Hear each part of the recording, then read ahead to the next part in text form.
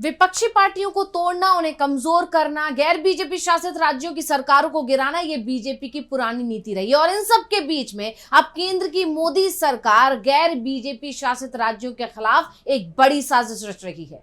गैर बीजेपी शासित राज्यों की सरकारों को अस्थिर करने के लिए मोदी सरकार की तरफ से एक और बड़ा प्लान तैयार किया जा रहा है। और जैसे ही यह खबर सामने आई है, विपक्षी खेमे में हलचल मच गई है। तो आखिर क्या है गैर बीजेपी शासित राज्यों के खिलाफ मोदी सरकार का नया प्लान, और सरकार क्यों बना रही है आखिर ये प्लान? इसी पर हम अपनी स्पेशल रिपोर्ट में विस्तार से करेंगे चर्चा। नमस्कार, मैं हूं अंशिता।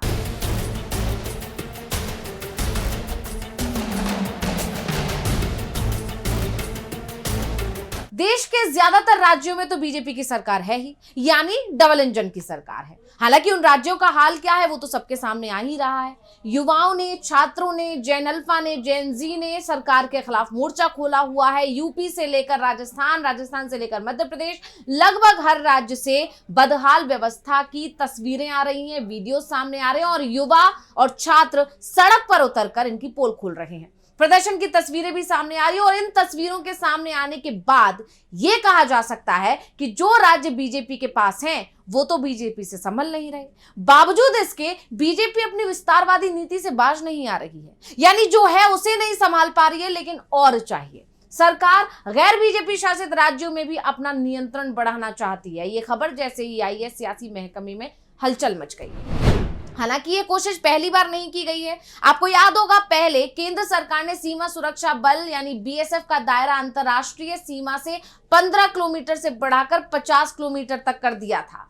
पंजाब और पश्चिम बंगाल की सरकारों ने इसे संघीय ढांचे पर हमला और राज्य के अधिकारों में सीधा हस्तक्षेप बताते हुए इसका कड़ा विरोध भी किया था। ममता बनर्जी उस समय पश्चिम बंगाल की मुख्यमंत्री हुआ करती थी। ये तब का मामला है। और अब एक और तरीका अपनाया गया है गैर बीजेपी शासित राज्यों में अपना हस्तक्षेप बढ़ाने या कहें कि नियंत्रण बढ़ाने के लिए। और मोदी सरकार की तरफ से जो ये नया प्लान बनाया गया है, इसको लेकर अब चर्चा गर्मा गई है, क्योंकि ऐसा करने के लिए इस बार सीबीआई का सहारा लिया जा रहा है। सीबीआई तो पहले ही सरकार की कठपुतली ऐसे आरोप लगते हैं, लेकिन अब सीबीआई की शक्तियों को बढ़ाया जा रहा है। यानी सीबीआई के सहारे सरकार गैर बीजेपी शासित राज्यों में अपना हस्तक्षेप बढ़ाना चाहती है। तो क्या करने जा रही है सरकार, सबसे पहले यह समझना जरूरी है। केंद्र सरकार जांच एजेंसी केंद्रीय अन्वेषण ब्यूरो यानी सीबीआई की वैधता और उसे और ताकतवर बनाने के लिए दिल्ली विशेष पुलिस स्थापन अधिनियम यानी 1946 डीएसपीई एक्ट में संशोधन करने पर विचार कर रही है। क्यों ऐसा विचार कर रही है, इस पर आगे हम बताएंगे, लेकिन फिलहाल क्या प्लानिंग है उसे समझते हैं। क्योंकि अभी सीबीआई को राज्यों में किसी मामले की जांच के लिए वहां की सरकार से सहमति लेनी पड़ती है। मौजूदा समय में 8 राज्यों ने अपनी सहमति वापस ले ली है। सीबीआई निदेशक ने 8 जुलाई 2025 को यानी कि पिछले साल 14 राज्यों के मुख्य सचिवों से डीएसपीई एक्ट की धारा 3 के अंतर्गत अपराधों की सीबीआई जांच के लिए सहमति पत्र जारी करने का अनुरोध किया था।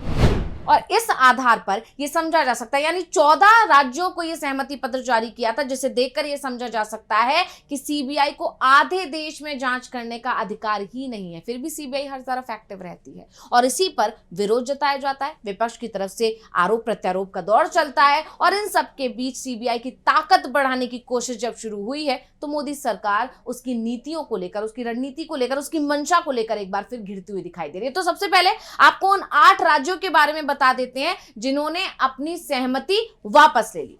पश्चिम बंगाल 16 नवंबर 2018 से वापस ली हुई है। यह तब का मामला है जब राज्य में ममता बनर्जी की सरकार हुआ करती थी और अभी तय माना जा रहा है कि पश्चिम बंगाल से जल्दी सहमति मिल जाएगी, क्योंकि अब वहां डबल इंजन की सरकार है। इसी तरह केरल, जहां पर कांग्रेस की सरकार है और वहां उससे पहले वाम दल की सरकार थी, इसलिए वहां पर 4 नवंबर 2020 से इस पर सहमति नहीं मिली है। झारखंड में जेएमएम की सरकार है, 5 नवंबर 2020 से वहां पर सहमति वापस ले ली गई है। पंजाब में 6 नवंबर 2020 से, क्योंकि पंजाब में भी बीजेपी सरकार में नहीं है। मेघालय में 9 फरवरी 2022 से, तेलंगाना में भी बीजेपी की सरकार नहीं है, इसलिए 30 अगस्त 2022 से। तमिलनाडु में भी बीजेपी की सरकार नहीं है, ना ही एनडीए की सरकार है, इसलिए 14 जून 2023 से। कर्नाटक में भी क्योंकि वहां बीजेपी की सरकार नहीं है, कांग्रेस की सरकार है, इसलिए 27 सितंबर 2024 से ये वापस ले लिया गया है।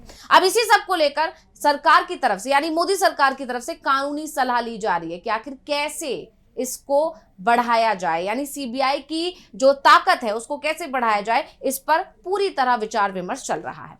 तो सीबीआई की वैधता बरकरार रहे और उसे अलग अलग केसों की जांच के लिए राज्यों की सहमति का इंतजार ना करना पड़े, इसके लिए सरकार गंभीरता से काम कर रही है और इस मामले में संशोधन को लेकर कानूनी सलाह भी ली जा रही है। उन राज्यों से भी बात हो रही है जो सामान्य सहमति नहीं देते हैं, जिसका जिक्र अभी मैंने किया। 8 राज्यों का जिक्र यहां पर किया, जिसमें से 6 राज्य तो हैं ही जहां पर बीजेपी की सरकार नहीं। तो इस बाबत जल्द ही केंद्र और सभी राज्यों के मुख्यमंत्रियों की एक बैठक भी बुलाई जा सकती है। साथ ही इस मुद्दे पर सरकार विपक्ष के साथ भी चर्चा करेगी। अब यहाँ गौर करने वाली बात यह है कि इस कानून में सीबीआई शब्द कहीं लिखा ही नहीं है। केंद्रीय जांच एजेंसी का अपना कोई एक्ट ही नहीं है। ऐसे में जांच को लेकर केंद्र और राज्यों के बीच विवाद चलता रहेगा। सीबीआई दिल्ली स्पेशल पुलिस स्थापना एक्ट 1946 के तहत काम करती है।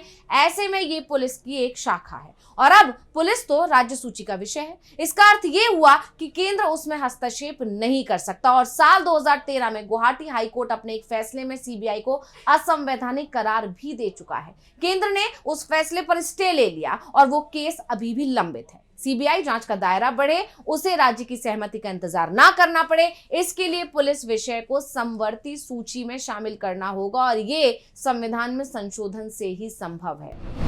अब केंद्र सरकार ऐसा इसलिए करना चाहती है क्योंकि अभी राज्य सीबीआई जांच कराना चाहते हैं या नहीं कराना चाहते हैं, ये उनकी अपनी मर्जी पर निर्भर करता है। अभी कोई राज्य ये कह सकता है कि वो सीबीआई को जनरल कंसेंट वापस ले रहा है।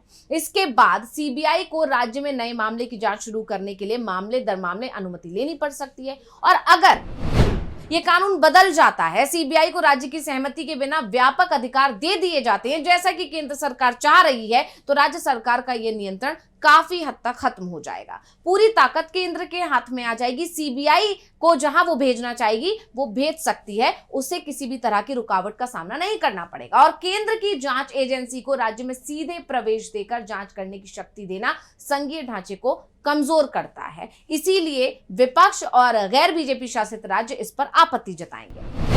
तो विपक्षी नेताओं, राज्य सरकार के अधिकारियों या राज्य से जुड़े मामलों में सीबीआई जांच शुरू करना राजनीतिक दबाव का माध्यम भी बन सकता है।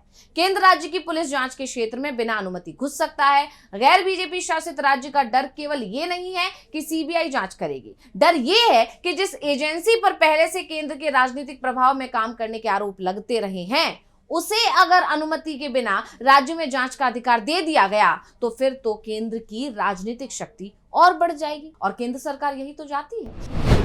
अब गैर बीजेपी शासित राज्यों से इसको क्यों आपत्ति होगी ये तो हमने समझ लिया, लेकिन अब ये समझना भी जरूरी है कि आखिर मोदी सरकार ऐसा चाहती क्यों है। तो इसकी सबसे बड़ी वजह तो उन राज्यों में अपना नियंत्रण और हस्तक्षेप बढ़ाना है जिनमें बीजेपी की सरकार नहीं है, यानी कि जहां पर डबल इंजन की सरकार नहीं है। और ऐसा करने की सिर्फ एक वजह है और वो है गैर बीजेपी सरकारों को अस्थिर करना।